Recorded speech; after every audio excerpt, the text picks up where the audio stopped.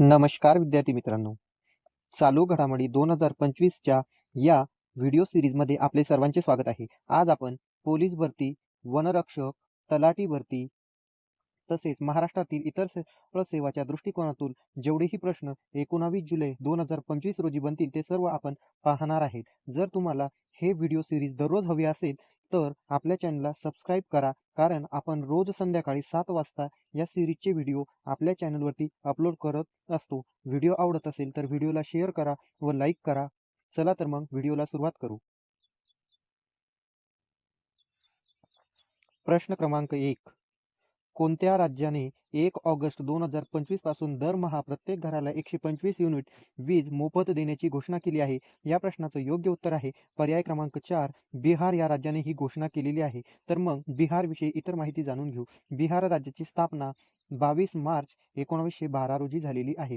तर मग बिहारचे मुख्यमंत्री कोण आहे? तर बिहारचे मुख्यमंत्री नितीश कुमार हे आहेत. तर बिहारचे राज्यपाल कोण आहेत? तर बिहारचे राज्यपाल हे मोहम्मद आरिफ आहेत. तर बिहार या राज्याची राजधानी कोणती? तर बिहार या राज्याची राजधानी पटना ही आहे.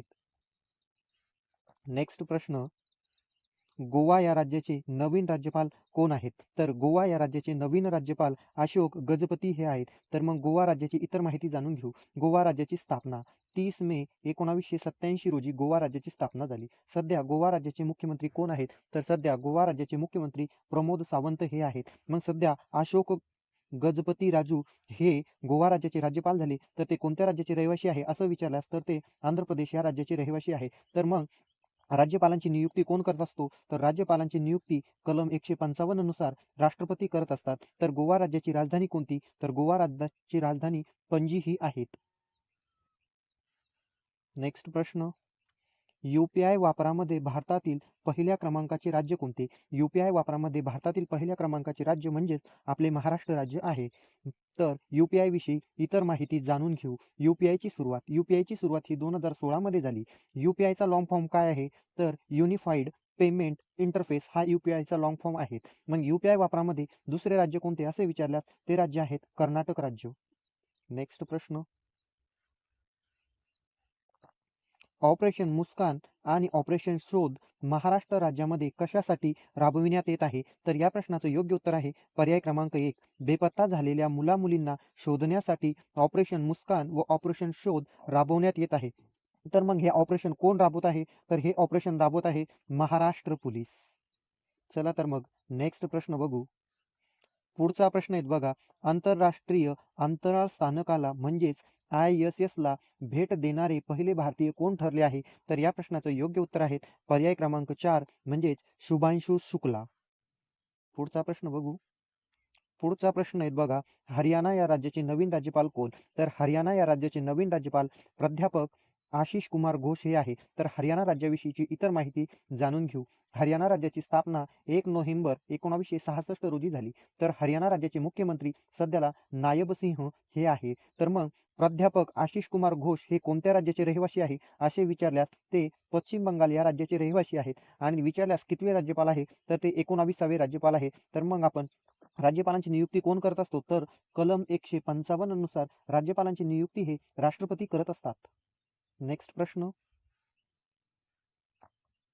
रेल्वे सुरक्षा दल म्हणजेच RPFच्या पहिल्या महिला महासंचालक कोण बनल्या आहे? तर या प्रश्नाचं योग्य उत्तर आहे पर्याय क्रमांक 3, सोनाली मिश्रा. तर मग आपण RPF विषयी इतर माहिती जाणून घेऊ. तर RPFची स्थापना कधी झाली? तर 1872 मध्ये RPFची स्थापना झाली. RPFचे मुख्यालय कुठे आहे? तर RPFचे मुख्यालय दिल्ली या ठिकाणी आहे. भारतीय रेल्वेची सुरुवात केव्हा झाली? भारतीय रेल्वेची सुरुवात 16 एप्रिल 1853 रोजी झाली. भारतातील पहिली रेल्वे कुठून कुठे धावली? तर या प्रश्नाचं उत्तर आहे मुंबई ते ठाणे या ठिकाणी धावली. सध्या रेल्वे बोर्डाचे अध्यक्ष कोण आहेत?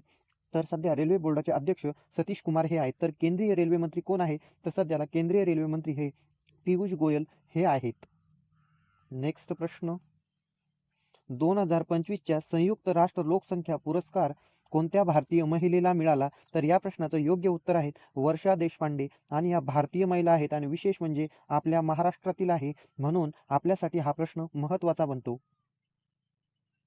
नेक्स्ट प्रश्न, नुकतेच श्रीनिवासराव यांचे निधन झाले, ते कोणत्या क्षेत्राशी निगडीत होते? तर नुकतेच निधन झालेले श्रीनिवासराव हे चित्रपट अभिनेते आहेत.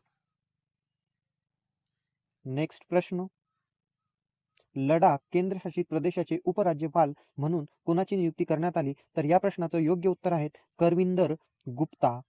तर लडाख विषयी इतर माहिती जाणून घेऊ. लडाख या केंद्रशासित प्रदेशाची स्थापना 31 ऑक्टोबर 2019 रोजी झाली.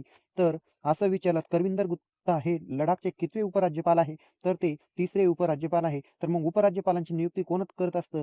तर उपराज्यपालांची नियुक्ती हे राष्ट्रपती करत असतात. आपल्याला जर या चॅनलवरती व्हिडिओ आवडत असतील तर व्हिडिओला लाईक करा, शेअर करा आणि चॅनलला सबस्क्राईब करायला विसरू नका. धन्यवाद.